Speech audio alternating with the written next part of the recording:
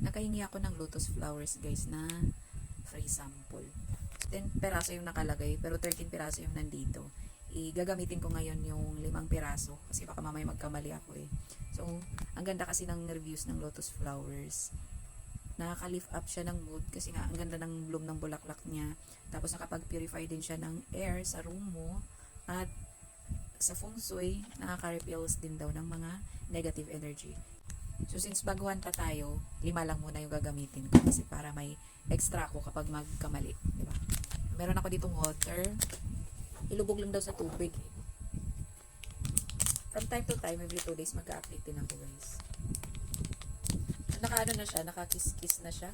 Natanggal na yung ano niya, yung pinaka dulo niya. Hindi na kailangan kiskisin pa. So, yung instruction dun, kiskisin na bago ilagay sa tubig.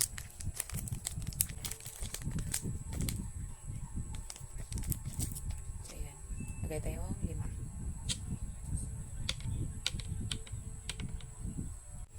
So, yan na siya guys. Nilagay ko na. May 2 lumutang. Ayan. Pero, dyan lang yan siya. Baka naman mag-sprout pa din. Ayan. And let's update after 2 days.